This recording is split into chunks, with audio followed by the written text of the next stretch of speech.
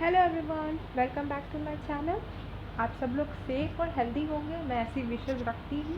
And मैं सच में ये उम्मीद करती हूँ कि इस टाइम पे सबकी हेल्थ सही रहे एंड ये जल्दी से टाइम हमारा सबका गुजर जाए। तो चलो हम अपना सीरीज़ स्टार्ट करते हैं। आज हम मैथ्स का 7th चैप्टर उठा रहे हैं। फर्स्ट 6 चैप्टर कंप्लीट हो चुके हैं, तो अगर आप लोगों ने नहीं देखा है तो प्लीज़ वो जाके चैप्टर्स देखिए। एंड फिर आज का चैप्टर बड़ा इंटरेस्टिंग है, फ्रैक्शन। बहुत इजी सा चैप्टर है, बस थोड़ी सी बातों को आपको ध्यान दे से सुनना है। आज की लेक्चर मतलब आपको ध्यान से सुननी है, बस ये चैप्टर आपको कंप्लीट हो जाएगा, फिर आपको कभी इस चैप्टर में प्रॉब्लम नहीं आएगी। Let's get started. Chapter 7 fraction. इस चैप्टर में पहले हम लोग ये सीखेंगे कि फ्रैक्शन होता क्या है, कितने टाइप के फ्रैक्शन होते हैं, proper fraction, improper fraction, mixed fraction. Then अलग टाइप का भी होता है, लाइक फ्रैक्शंस होते हैं, कुछ अनलाइक फ्रैक्शंस होते हैं। फ्रैक्शन को कैसे रिप्रेजेंट किया जाता है ये सीखेंगे। एंड एडिशन कैसे किया जाता है फ्रैक्शंस का, सब्सट्रैक्शन कैसे किया जाता है, कंपेयर कैसे किया जाता है। तो इस पूरे चैप्टर में आज हम लोग ये सीखेंगे। तो सबसे पहली बात, फ्रैक्शन। फ्रैक्शन मतलब क्या होता है? अच्छा, कभी ऐसा कुछ हुआ है आपके साथ कि आप खाना खा रहे हो और मम्मी ने पूछी हो बेटा और रोटी लोगे, तो आपने बोला पेट तो भर गया है यार, बट और खाना खाने का भी मन कर रहा है, आपकी फेवरेट सब्जी हो और आपने सोचा कि चलो यार थोड़ा सा और खाना खा लेते हैं। तो थोड़ा सा और कितना? आधी रोटी आप बोलोगे, अच्छा मम्मी आधी रोटी दे दो, है ना? तो आधी रोटी, क्या आधी रोटी आपने घर पे मांगी? एक रोटी ऐसे थी, उसकी आधी पार्ट मांगी आपने, यानी आपकी मम्मी इतनी दे देंगी रोटी आपको और आप फटाफट अपनी फेवरेट सब्जी के साथ रोटी खा लोगे, राइट? यही करोगे। तो ये जो आधी रोटी हुई, मतलब एक रोटी टोटल थी, उसको आपने पहले दो पार्ट में डिवाइड किया, एक पूरी रोटी को, उसके बाद आपने एक पोर्शन उसका खा लिया, यही हुआ। तो ये जो हमारा 1/2 बनता है, ये हमारा कहलाता है फ्रैक्शन। मतलब कोई भी चीज को टुकड़े में, कोई भी चीज ऑन द होल देखो, कोई भी उसको ऑन द होल आपने देखा, उसके बाद उसको टुकड़ों में तोड़ दिया।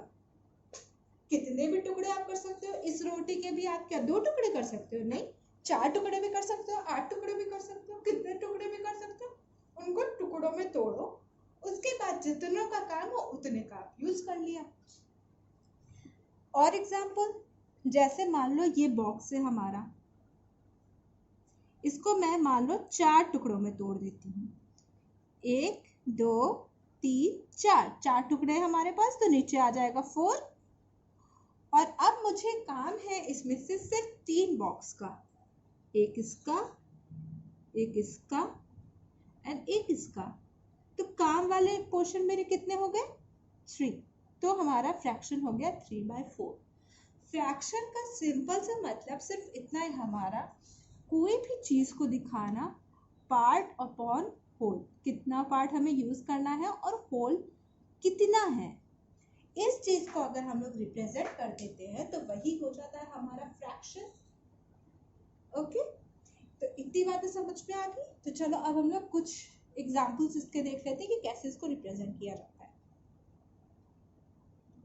देखो कुछ एग्जाम्पल्स मैंने ड्रॉ कर दिए हैं।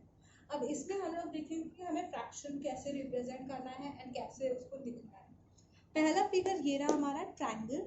इसमें एक ट्रायंगल बना है, अब इसको मैंने कुछ पार्ट्स में डिवाइड कर दिया है। कितने टोटल पार्ट्स हैं? 1 2 3 4, 4 हमारे टोटल पार्ट है। तो ऑन द होल, होल नीचे लिखा जाता है, देखो कैसे लिखते हैं, पार्ट अपॉन होल। हमेशा याद रखना हम लोग ऐसे ही रिप्रेजेंट करेंगे फ्रैक्शन को। तो इसमें जरा बताओ होल क्या है? 4 पार्ट्स है टोटल, 4 टुकड़े हैं। अब इसमें शेडेड पोर्शन हमारे कितने हैं? अगर ये हमसे पूछता है आप शेडेड पोर्शन के फ्रैक्शन लिखिए, तो हम लोग लिख देंगे कितने शेडेड पोर्शन है? 1 2 3। तो हम सिंपली लिख देंगे यहाँ 3। शेडेड पोर्शन का फ्रैक्शन हो जाएगा हमारा 3/4। और अगर बाई चांस ये क्वेश्चन हमसे जस्ट उल्टा कर देता और ये बोलता कि आप नॉन शेडेड पोर्शन का फ्रैक्शन लिखिए, तो कह देते ठीक है, होल तो हमारा 1 ही है और नॉन शेडेड पार्ट कितना है इसमें? सिर्फ 1, तो हम लिख देंगे 1। तो ये क्वेश्चन पे डिपेंड करता है कि हमें किस चीज का फ्रैक्शन पूछा गया है, तो हमें किस चीज का फ्रैक्शन बताना है। ओके, नेक्स्ट क्वेश्चन हमारा ये है। इसमें देखो 1 2 3 4 5 6, 6 टोटल हमारे वो बने हैं, पार्ट्स बने हैं, हमने नीचे लिख दिया 6। अब शेडेड पोर्शन कितने हैं इसमें, 1 और 2, तो हमने लिख दिया 2/6, ये हमारा फ्रैक्शन हो गया।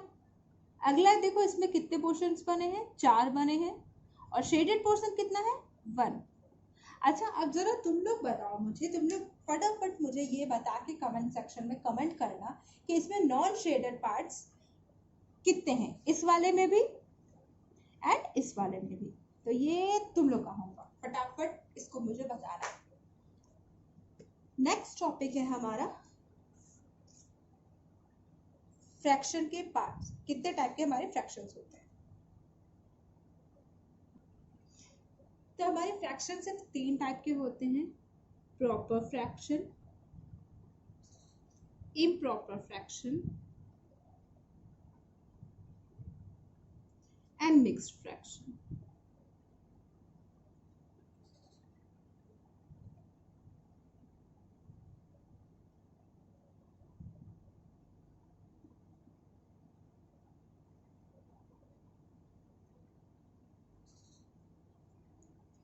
प्रॉपर फ्रैक्शन में देखो एक्चुअल में होता क्या है, जब भी हमारा कोई फ्रैक्शन लिखा जाता है, हम लोग इतनी देर से सीख रहे हैं पार्ट और होल को लिखना, पार्ट और होल को लिखना, यानी हमें 2 नंबर चाहिए ऊपर नीचे लिखने के लिए, तभी हमारा फ्रैक्शन बनेगा। तो ये जो हमारे 2 नंबर होते हैं उसको रिप्रेजेंट हम लोग a/b से भी कर सकते हैं, क्या फर्क पड़ता है, जहाँ पे a कोई एक नंबर है, b हमारा कोई दूसरा नंबर है, हमने रिप्रेजेंट कर दिया a/b। ये जो a होता है ये हमारा न्यूमरेटर कहलाता है, ऊपर वाला पार्ट न्यूमरेटर, और ये जो b होता है ये हमारा डिनोमिनेटर कहलाता है, नीचे वाला हिस्सा डिनोमिनेटर, न्यूमरेटर डिनोमिनेटर।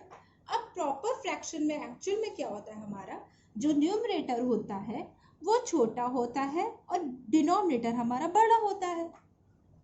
जैसे कि एग्जाम्पल मान लो हम लिख दें 1/2, ये इम्प्रॉपर फ्रैक्शन हो के, देखो 1 छोटा है ना, 2 बड़ा है हमारा, या हम बोल दें 6/13, सेम वे में 13 हमारा बड़ा है, 6 हमारा छोटा है, या हम बोल दें 21/29, हमारा 21 छोटा है एंड 29 बड़ा है। तो ये हो जा रहा है हमारा न्यूमरेटर, वो प्रॉपर फ्रैक्शन। अब अगर हमें इम्प्रॉपर फ्रैक्शन बताना है तो क्या करेंगे हम लोग, ये रब कर दे रही, a छोटा होगा b से। इसमें क्या होता है, इसमें जस्ट उल्टा हो जाता है, हमारा a बड़ा होता है b से। तो अब इसके एग्जाम्पल जैसे 3/2, देखो हमारा 3 बड़ा है 2 छोटा है, ये एक इम्प्रॉपर फ्रैक्शन हो गया। नेक्स्ट 7/5, ये 7 बड़ा है 5 छोटा है, ये एक इम्प्रॉपर फ्रैक्शन हो गया। And mixed fraction, mixed fraction सबसे अलग जाता है, इसमें एक हमारा इंटीजर होता है और एक हमारा प्रॉपर फ्रैक्शन होता है। जैसे हमने लिख दिया 1/2, 1 होल बाई 1/2, ऐसे इसको पढ़ा जाता है, या फिर 7 3/5 ऐसे पढ़ा जाता है। अब ये मिक्स्ड फ्रैक्शन कैसे आता है जरा ये देखो, हम लोग ना इन दोनों को मल्टीप्लाई करते हैं, 1 2 2 और इसमें ऐड कर देते हैं, 1 2 2 प्लस 1 यानी 3/2, ये 3 7 5 35, 35 प्लस 3 36, 37 38, 38/5। यानी कि हम ये बोल सकते हैं कि इम्प्रॉपर फ्रैक्शन से ही हमारा मिक्स्ड फ्रैक्शन बनता है ना। यानी अगर हम मिक्स्ड फ्रैक्शन को अगर खोलें तो हमारा इम्प्रॉपर फ्रैक्शन बन जाएगा। तो इसी बात समझ में आ गई कि कैसे बनता है। और बनता कैसे, अगर जैसे मान लो आपको ये दिया हो तो आप मिक्स्ड फ्रैक्शन में कैसे बनाओगे, आप सिंपली ना उसको डिवाइड करना, इन दोनों को डिवाइड करना, 2 को 3 से डिवाइड करना, ठीक है, 3 1 2, 2 1 2, 1 आपका रिमाइंडर बचेगा, 1 हम जो रिमाइंडर बचता है उसको यहाँ लिखते हैं, क्वोशिएंट को हम यहाँ लिखते हैं, और जो नीचे रहता है वो तो यहाँ रहता ही रहता है। सिंपल से ऐसे करा जाता है ये। क्वोशिएंट हमारा यहाँ, रिमाइंडर हमारा ऊपर न्यूमरेटर में चला जाता है एंड डिवीजर हमारा डिनोमिनेटर में चला जाता है। तो इस वे में हम लोग मिक्स्ड फ्रैक्शन और इम्प्रॉपर फ्रैक्शन को आपस में एक दूसरे में चेंज कर सकते हैं। इक्विवेलेंट फ्रैक्शन, अब देखो जैसे मान लो हमें दे रखा है एक फ्रैक्शन 2/3, अब हमसे बोलता है कि आप 3 इक्विवेलेंट फ्रैक्शन इसके बताइए, 3 हमें निकालने हैं। तो हम क्या करेंगे, 2/3 है, इसमें हम कोई भी इंटीजर सोचेंगे, कोई भी इंटीजर सोच सकते हैं। जैसे मान लो कौन कौन से, 2 है, 3 है, 4 है, 5 है, 6 है, 7 है, आप कोई भी सोच सकते हो, कितना बड़ा भी सोच सकते हो, ये आपके ऊपर डिपेंड करता है। छोटा इसलिए सोचा जाता है क्योंकि मल्टीप्लाई करने में आसान है। उस एक इंटीजर, जैसे मान लो हमने 2 ले लिया, 2 से ऊपर भी मल्टीप्लाई कर दिया, नीचे भी मल्टीप्लाई कर दिया, तो क्या हो जाएगा, 2 2 ज़ा 4 अपॉन 3 2 ज़ा 6, ये हमारा इक्विवेलेंट फ्रैक्शन हो जाएगा 2/3 का। 4/6 is the equivalent fraction of 4/6, 2/3। ठीक, ये दोनों आपस में इक्विवेलेंट हो जाएंगे। अब हमने 2 इसलिए लेते हैं, छोटे नंबर इसलिए लेते हैं क्योंकि यहाँ पे मल्टीप्लाई करने में आसान हो जाएगा हमें। हम बड़ा लेंगे तो हमें थोड़ा सा सोचना पड़ेगा, बट छोटा लेंगे तो हमारे लिए मल्टीप्लाई करना आसान हो जाएगा। एक नंबर हमारे ये रहा, दूसरा नंबर इक्विवेलेंट निकालने के लिए हमने फिर से ये 2/3 लिखा। अब हम दूसरा इंटीजर सोचते हैं, 2 हम ले चुके तो 2 को हटा दो, अब हम 3 लेते हैं, तो 3 से मल्टीप्लाई कर दिया, क्या हो जाएगा, 2 3 ज़ा 6 अपॉन 3 3 ज़ा 9। सेकेंड इंटीजर हमारा, सेकेंड फ्रैक्शन हमारा इक्विवेलेंट फ्रैक्शन ये हो गया। अब हमें एक और निकालना है, तो हम दूसरा ले लेते हैं 2/3। अब देखो हम 3 को भी रख चुके हैं, तो हम 3 नहीं ले सकते, दूसरा लेते हैं, 4 ले लेते हैं या 5 ले लेते हैं, 5 से मल्टीप्लाई कर दिया, 2 5 ज़ा 10 और नीचे 15। तीसरा इक्विवेलेंट फ्रैक्शन हमारा ये हो गया। तो देखो 3 मिल गए, 1 2 एंड 3, ये 3 हमारे इक्विवेलेंट फ्रैक्शन हो जाएंगे किसी इस 2/3 के। इक्विवेलेंट फ्रैक्शन निकालने के लिए आपको क्वेश्चन में दिया जाएगा कि इस फ्रैक्शन का आपको इक्विवेलेंट फ्रैक्शन निकालना है। ठीक है, तो जो भी नंबर आपको, जो भी फ्रैक्शन दिया उसमें आप कोई भी एक इंटीजर उठा के ऊपर नीचे दोनों तरफ मल्टीप्लाई कर दो, आपका इक्विवेलेंट फ्रैक्शंस आ जाएंगे। हमेशा जब भी फ्रैक्शन दिया रहता है, हमारा एक काम होता है वो फ्रैक्शन को सबसे सिंपलेस्ट फॉर्म में लिखना। मतलब जैसे हमें एक फ्रैक्शन दे रखा है 4/16, ये दे रखा है, अब हमें इसको सिंपलेस्ट फॉर्म में लिखना, ये हमारी ड्यूटी होती है। सिंपलेस्ट फॉर्म में मतलब, जिससे देखो कोई एक ऐसा नंबर है क्या जिसमें 4 भी आ जाए, 16 भी आ जाए, तो हाँ ये दोनों 2 की टेबल में आ जाएगा, दोनों कट जाएगा 2 से, तो हमने काट दिया 2 से, 2 2 ज़ा 4, 2 8 ज़ा 16, 2/8 कर दिया, 2/8। ठीक, अभी भी देखो ये दोनों 2 की टेबल में आ जाएगा, 1 और ये 4, क्या आ गया हमारा 1/4। अब देखो 1/4 में कोई कॉमन फैक्टर नहीं है, अब ये किसी की टेबल से नहीं जाएगा, तो ये हमारा कहलाएगा ये सिंपलेस्ट फॉर्म में लिखा है। ठीक है, ये इससे ज़्यादा नहीं कटेगा, ये सिंपलेस्ट फॉर्म है हमारा। जैसे एक और एग्जांपल समझो, हमने बोल दिया 21/27, ये हमने बोल दिया। अब जब हमने नोटिस किया तो हमने देखा 21 कोई प्राइम नंबर तो नहीं है, 27 भी कोई प्राइम नंबर नहीं है। अगर इसमें से कोई भी एक प्राइम नंबर हो जाता है तब वो हमारा नहीं कटता है, बट अगर दोनों प्राइम नंबर नहीं है तो कट जाता है। 21 क्या किसी की टेबल में आता है? हाँ, 21 बहुत की टेबल में आता है, 3 के में आ जाता है, 7 में आता है, 21 में खुद में आता है, और 27 भी 3 की टेबल में आता है, तो हम 3 से काट देंगे दोनों को, 3 7 ज़ा 21 एंड 3 9 ज़ा। अब देखो ये आ गया हमारा 7/9। देखो इन दोनों में से 7 हमारा एक प्राइम नंबर है, तो ये और नहीं कटेगा, मतलब ये हमारा सिंपलेस्ट फॉर्म में अरेंज हो गया, ये अब ये और नहीं कटेगा। बताओ क्या कोई ऐसा नंबर है जिसमें 7 भी आता हो 9 भी आता हो? तो नहीं, ऐसा कोई नंबर नहीं है। हम अपने फ्रैक्शन को तब तक काटते रहते हैं जब तक उसमें कोई कॉमन फैक्टर बचना बंद नहीं हो जाता है। ठीक है, अब देखो यहाँ पे मैंने कुछ फ्रैक्शंस लिख दिए बोर्ड पे। इन फ्रैक्शन में हम आपको बताएंगे कि लाइक फ्रैक्शंस क्या होते हैं और अनलाइक फ्रैक्शंस क्या होते हैं। लाइक फ्रैक्शन सिंपल सी बात है, जिनका डिनोमिनेटर सेम होगा वो हमारे लाइक फ्रैक्शंस कहलाएंगे। यहाँ पे देखो इस केस में हमारे क्या कौन कौन से हैं लाइक फ्रैक्शंस? 2/3 और 4/3। इनका डिनोमिनेटर 3 सेम है ना दोनों में, तो ये हमारे लाइक फ्रैक्शंस हो जाएंगे।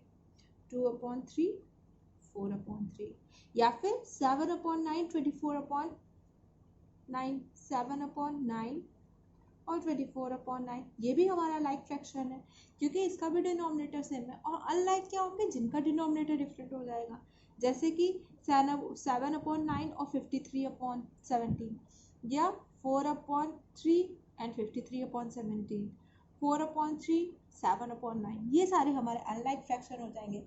इसमें इन लोगों का डिनोमिनेटर अलग अलग है, जिसमें से वो लाइक, जिसमें डिफरेंट डिनोमिनेटर वो अनलाइक फ्रैक्शंस। अब हम लोग इस चैप्टर का लास्ट टॉपिक सीख रहे हैं। जो फ्रैक्शंस दिए रहते हैं उनको ऐड या सब्सट्रैक्ट करना। ठीक है, पहले देखो कंपेयर करने में हम लोग सीख लेते हैं, तब ऐड करते हैं। जैसे मान लो 2/3 दिया है एंड हमें नेक्स्ट नंबर दे रखा है 4/3। ये हमें दो फ्रैक्शन दे दिया है, अब इसको हमें कंपेयर करना है, बताना है कौन सा बड़ा है कौन सा छोटा है। तो इसमें देखो दोनों तरफ डिनोमिनेटर सेम है ना, 3 यहाँ भी 3 यहाँ पे भी, तो आप 3 को मिस कर सकते हो, 3 को छोड़ने के लिए भूल जाओ, भूल गए। तो 2 और 4 में से कौन सा बड़ा है? तो आप आराम से बता दोगे 4 बड़ा है 2 छोटा है। तो वही चीज़ हमारा डिनोमिनेटर के साथ भी हो जाएगा। 2/3, 4/3 में हमारा 4/3 बड़ा होगा, 2/3 छोटा होगा। ये तब जब हमारा डिनोमिनेटर सेम है, तब हम ऊपर वाले को सिर्फ देखेंगे और बता देंगे कौन सा बड़ा है कौन सा छोटा है। बट अगर डिनोमिनेटर डिफरेंट होता है, यहाँ पे मान लो हो जाता हमारा 5, तब हम क्या करते हैं? तब तो ये नहीं हो पाता, हमारा डिफरेंट चीज़ें हो जाती। तो हम पहले इनका डिनोमिनेटर सेम बनाते हैं। सेम कैसे बनाते? एलसीएम लेते, 3 और 5 का, दोनों का एलसीएम ले लेते। 3 और 5 का एलसीएम हमारा 15 होता है। अब हम इसको भी कुछ ऐसा बनाएंगे कि नीचे 15 आए, और इसको भी कुछ ऐसा बनाएंगे कि नीचे 15 आ जाए। जब हमारा नीचे दोनों तरफ सेम हो जाएगा तो हम आराम से बता सकते हैं हमारा कौन सा फ्रैक्शन छोटा है कौन सा बड़ा है। अब देखो यहाँ 15 आ गया, 15 को जब 3 से डिवाइड करोगे, 15 को 3 से डिवाइड करना, क्या आएगा? 5 आएगा। 5 को ये 2 से मल्टीप्लाई कर देना, ये हो गया। नेक्स्ट यहाँ पे भी हम सेम यही करेंगे, 15 को 5 से डिवाइड करेंगे, 3 आएगा, 3 को ऊपर वाले नंबर से मल्टीप्लाई कर देंगे, 4 आ जाएगा। यहाँ पे आया 10/15 और यहाँ पे आया हमारा 12/15। मेन फोकस हमने किस पे रखा कि हमारा जो डिनोमिनेटर है वो सेम हो जाए, तब हम बहुत आराम से बता सकते हैं न्यूमरेटर को देखिए कि कौन सा हमारा बड़ा होगा कौन सा छोटा होगा। अब 10/15 और 12/15, इसमें हमारा डिनोमिनेटर सेम हो गया। अब हम आराम से बता सकते हैं कि 10 और 12 में से बड़ा हमारा 12 है, यानी ये बड़ा है हमारा और ये छोटा है हमारा। इस तरह हम लोग कंपेयर करते हैं। अब ऐड और सब्सट्रैक्ट कैसे करेंगे फ्रैक्शंस को?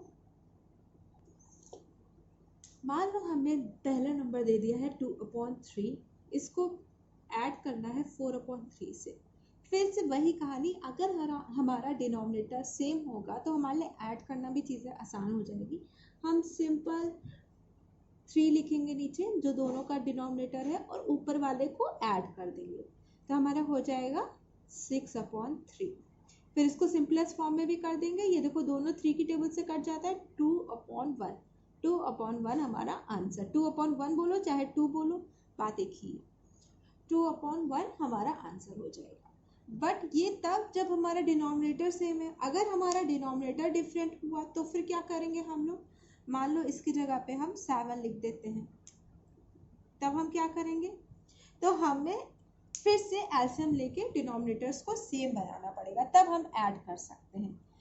एलसीएम लेके सेम बनाओ डिनोमिनेटर, एलसीएम लो 7 और 3 का होता है 21,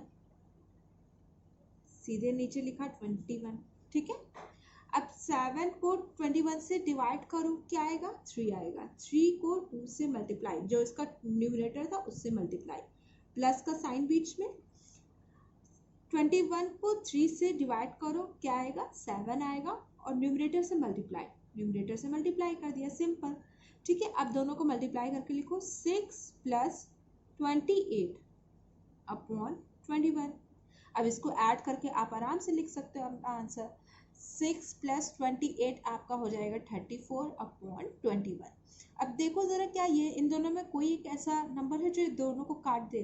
तो देखो 21 हमारा 3 की टेबल में आता है, 7 की टेबल में आता है, 34 ना हमारा 3 की टेबल में आता है ना 7 की टेबल में आता है, तो ये और नहीं कटेगा, ये सिंपलेस्ट फॉर्म में ही लिखा है, यही आंसर हो जाएगा हमारा, ठीक है। अब ये तो तब सेम इसी रूल पे हम सब्सट्रैक्शन भी कर सकते हैं। क्या डिफरेंस होगा? बस वहाँ पे यहाँ पे साइन का डिफरेंस हो जाएगा, यहाँ पे मान लो माइनस है तो हमने बीच में माइनस लगा दिया, यहाँ पे भी माइनस हो जाएगा पूरी चीज़ें, यहाँ पे भी बीच में माइनस हो जाएगा, लास्ट में बस हमें माइनस करना होगा इन दोनों को, तो हम माइनस करके हमारा आंसर बदल जाएगा, 26 - 28 -22, ये हमारा आंसर हो जाएगा सब्सट्रैक्शन के केस में। एडिशन होता तो बस यहाँ पे ऐड चलता, सब्सट्रैक्शन हो तो बीच में सब्सट्रैक्शन चलेगा, पूरे स्टेप्स वही जाएंगे बाकी सब, ठीक है। तो ये था हमारा पूरा 7th chapter fraction. I hope आपको चैप्टर अच्छे से समझ में आ गया होगा, और अगर आपको आ गया है तो प्लीज़ मेरी वीडियोस को लाइक करें, अपने फ्रेंड्स के साथ शेयर करें, जिनको ज़रूरत है उन तक ये वीडियो पहुँचाएं। बाकी मुझे ज़्यादा ज़रूरत नहीं है व्यूअर्स की, फॉलोअर्स की, मुझे बस ये चाहिए कि जिनको ज़रूरत है, जिनको मैथ्स में प्रॉब्लम आती है, जैसे मैथ्स मेरा फेवरेट सब्जेक्ट है वैसे ही मैथ्स सबका फेवरेट सब्जेक्ट बनता है, क्योंकि मैथ्स बहुत ईजी है, मैथ्स टफ नहीं होती, और बच्चों को बहुत डर होता है मैथ्स का।